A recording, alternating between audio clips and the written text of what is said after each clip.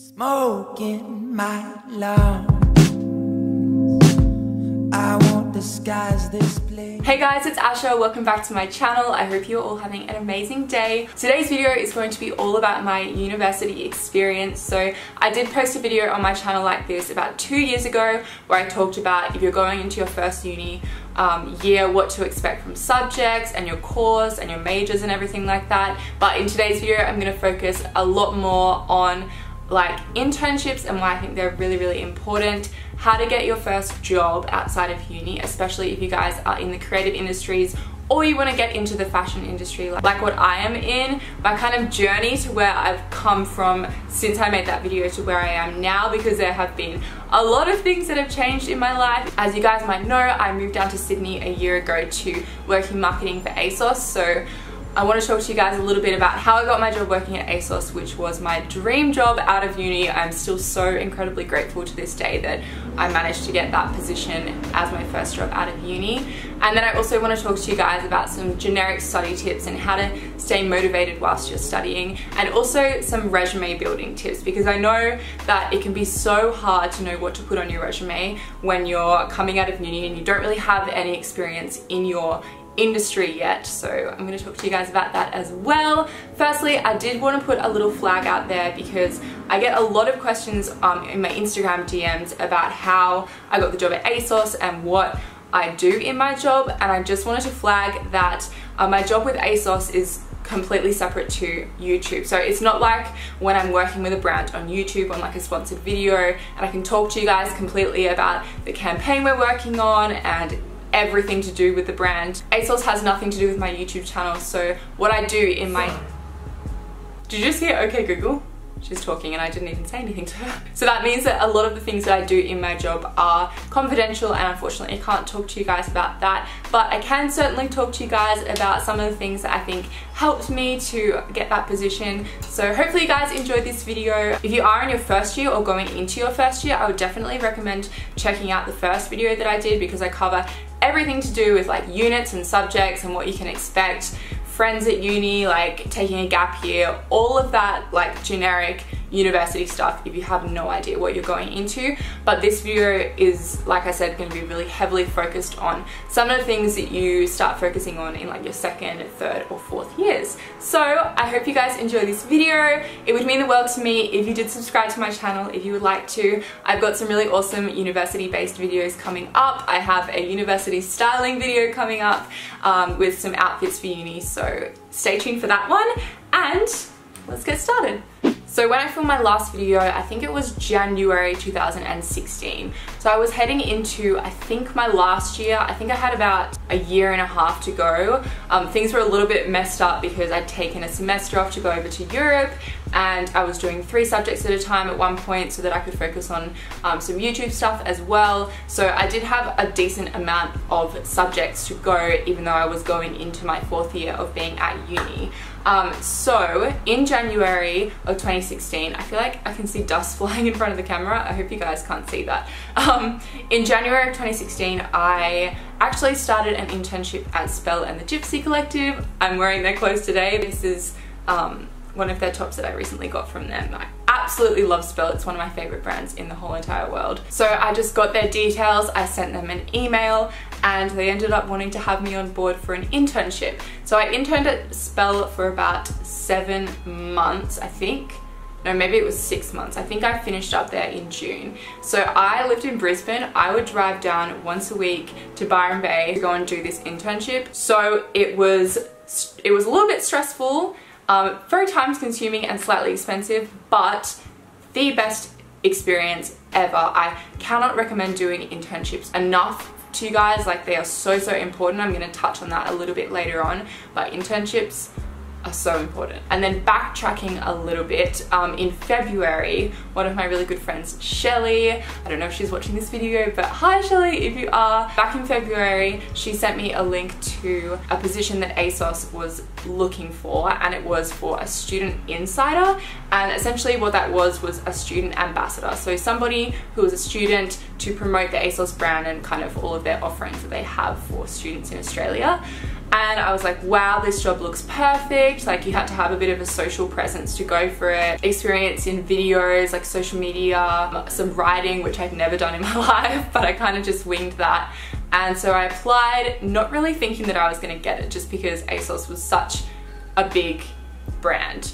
But I did end up getting it, which was so incredibly exciting. So that meant in February of 2016, I started working. I was interning at Spell, I was doing student insider stuff for ASOS, I was working in a bar and doing YouTube and doing uni.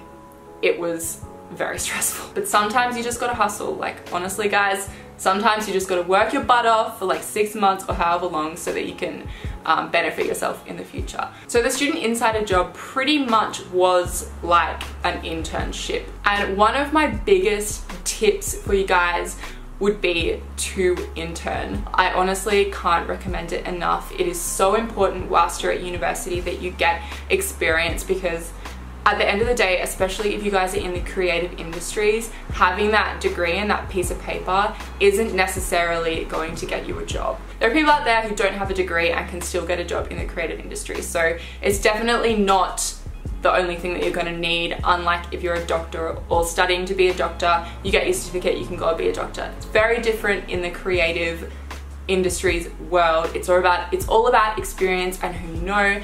And whilst you're at uni, you have a really massive advantage of like, oh, I'm a student in fashion, I absolutely love fashion, I would love to work for your brand. Whereas if you weren't at uni, it would kind of be a little bit weird, maybe not, I don't know, it might be a little bit weird for you to just go to a brand and be like, hey, my name's so-and-so, like I really like fashion, can I intern for your brand? Not saying that you couldn't do that, but you have that massive advantage when you're a student to do that. So I would definitely take that, and internships a lot of the time can lead to a job, and that is what the student insider job led to for me at ASOS, was getting an actual job with them. It's kind of like the brand having a little taste of you to see if you would suit the brand and the company, and if you can impress them and hustle and work really hard, then chances are most of the time that they will hire you for a position, if not in that moment as soon as you finish, but potentially in the future when they have something come up for a role. So while you're at uni, you definitely want to be hustling and like trying to build that experience in your portfolio of things that you can show potential employees in the future. Because if you don't have anything to show on your resume when you go for your first job after you finish your degree, it's probably like, this is obviously not in every single case, but you're gonna have a much higher chance of getting a job if you had experience throughout uni. The way I like to look at it is, if your resume was sitting next to someone else's resume, you both studied for the exact same amount of time, you both had the exact same degree, who is that employee gonna pick? It's gonna come down to who has more experience in other areas, and internships is the #1 way to get a really amazing experience whilst you're at uni. Outside of internships, and something that can really help you to get both an internship and a job, is to have some kind of like portfolio of your own hobby and your own work to show that you absolutely love the industry that you want to go into. So for me, this was actually my YouTube channel, funnily enough. When I applied for the Spell job, when I applied for the ASOS job, I sent them my YouTube channel to be like, here, I absolutely love fashion, I make a lot of videos about fashion, and it really helped to show that I was like motivated and dedicated to the industry, and that I had like a little bit of something different than what other applicants might have. When I went for the insider job, I submitted like my regular resume and cover letter, but I also wanted to go the extra mile, and so I created like a video resume where I kind of just talked about my experience, and I sent that to them, and I think they really liked that. Well, they ended up hiring me, so I think they did. It also shows that you have some kind of skill set that maybe another applicant wouldn't have. So I would definitely recommend somehow like putting together the things that you love, whatever the hobby is. Like it could be art, it could be music, whatever, like showcasing it on a website or something, and then sending it to your potential employees. I actually did a subject at uni last semester, because I am still at uni, and I will get into that later on why, but I did a subject at uni last semester where we had to create like an online portfolio, and I'll insert some screenshots here. I'm not going to link to the actual website because it has my resume on it, which has like my phone number and stuff, so I'm not going to link to that. But I had one page with like different assignments that I'd done, the grades that I've got for them, and then also external stuff. So like some videos I'd made for ASOS, some videos I'd made for Spell, a video that I made in uni, and it kind of showed that I was in like a niche market of like fashion, video and marketing, because that is what I absolutely love, as you guys probably know by now. And I also had a page with my resume on it, and I also had a page with like contact and also a little bit of information about me. So that would be a great way to showcase to your employee and how you differ to someone else who is going for the same job. So backtracking a little bit to kind of my journey, once I finished up that ASOS insider role, I got an email from the marketing manager at ASOS, and she was like, since you're studying marketing, I would love if you would apply for a role that we have in the office as the marketing assistant. And I was in shock when I received this email. Like, I'm not gonna lie, I was in shock and I didn't really know what to do. I was so flattered, but I also lived in Queensland. I had about a year left of subjects of uni, and if I got the role, it meant that I would have to move to Sydney. But I think it just goes to show that if you guys do hustle and try and go the extra mile when you're doing an internship, then it can really show your employee or your potential employee. I feel like I've said potential employee so many times in this video. What's another word that I can use for that? I don't know. But I feel like it will show them that's the best I could come up with, apparently, that you are really willing to work really hard, and that you would work really hard if you were in a role in their company. So she offered the role to me when I still had a year of uni left. I was like, screw it, I'm gonna apply for it because I'm gonna regret it if I don't apply for it, and I ended up getting the position. So I moved down to Sydney. I think I had an overlap of like 2 weeks, still working as an insider and working in the ASOS office. So I moved down to further my uni degree for a semester just because I wanted to settle into Sydney. So I went back to uni last semester. I feel like I've been at uni forever. Guys, I started uni in 2013 and I'm studying marketing and fashion, and I'm still doing the same degree in 2018. But I have my dream job out of uni, so I really can't complain. And I think it goes to show that, like, especially in the creative industries, that a degree doesn't mean everything, because I got the role without a degree. So I don't really know what that shows, but I mean, I guess it shows that having other skills and like having other experience outside of your degree is just as important, if not even more important, than having the degree itself. So I went back to uni last semester, and now I'm stuttering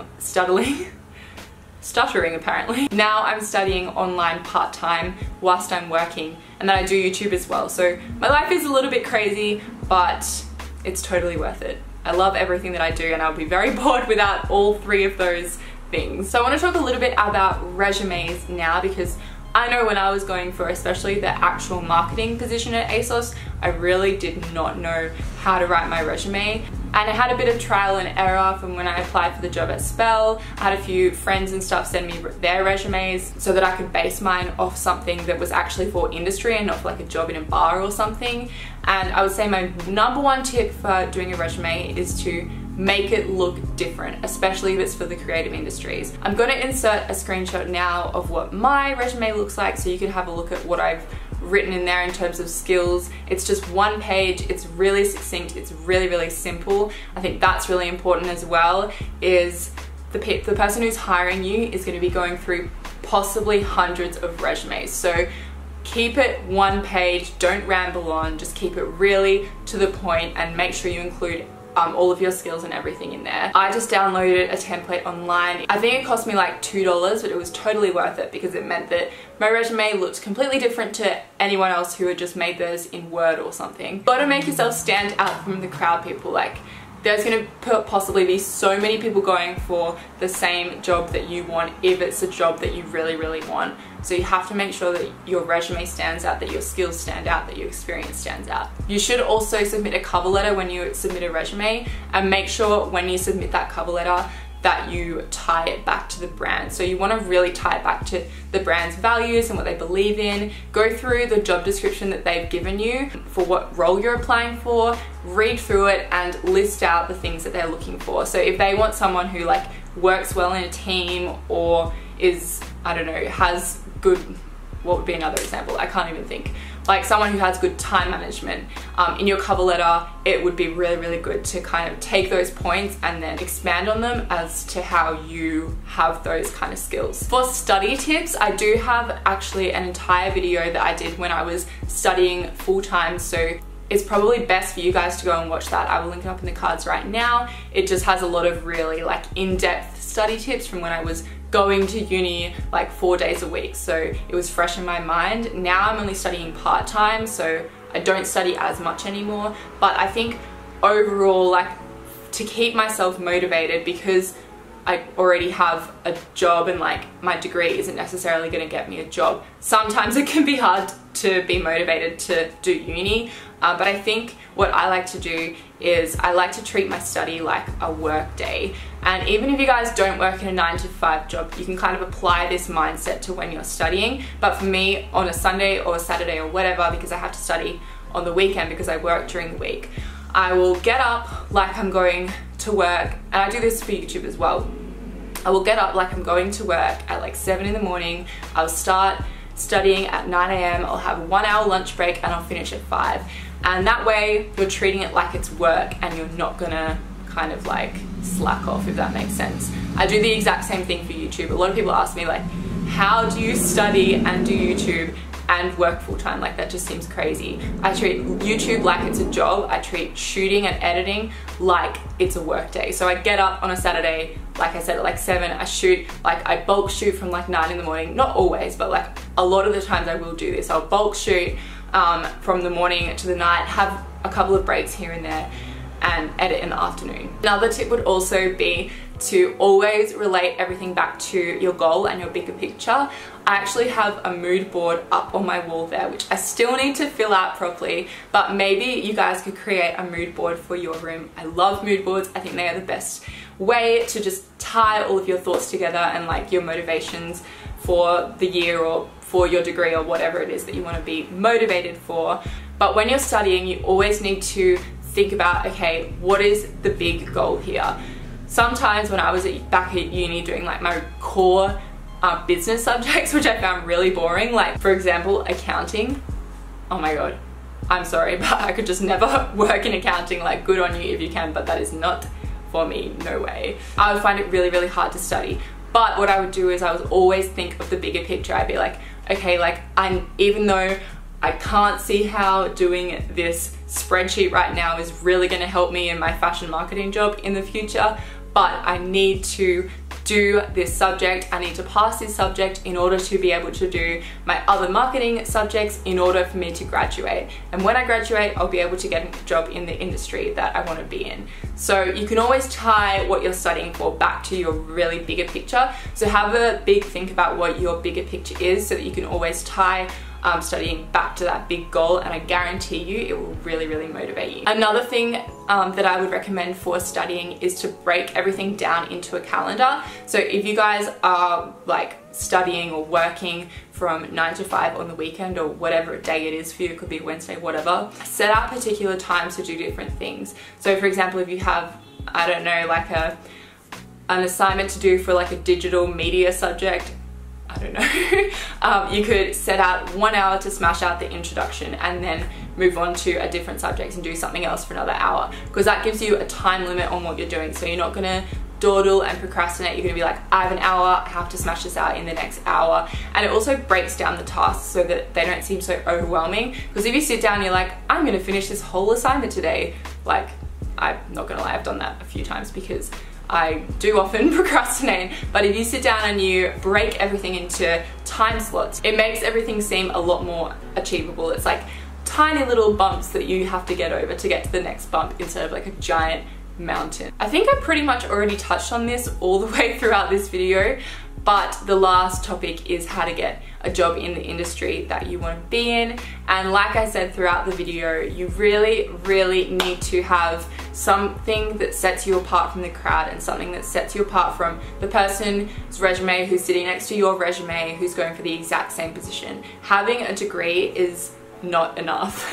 I'm sorry guys, that's really a little bit negative, but it's not. And the sooner in your degree that you guys start to kind of hustle and start trying to get experience and internships and everything in the industry that you want to be in, the easier it's going to be for you when you graduate and you want to go for a job. So that is everything for today's video. I really hope that you enjoyed it. If you guys have any further questions, then definitely just go and leave them down in the comments below. And if you haven't seen my first video that I did or my university experience before what I spoke about today, then definitely go and check that out. I will link it up in the cards and down in the description box. So at the moment, I forgot to say this, but at the moment I have like 8 subjects left to go in my degree.